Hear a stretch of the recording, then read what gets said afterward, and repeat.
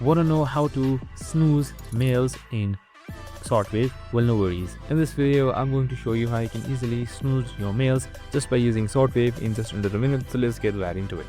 Now, first things first, just simply open up your shortwave.com website or the application, and you should be under this interface with the account you have logged in, and you should be on the inbox by default.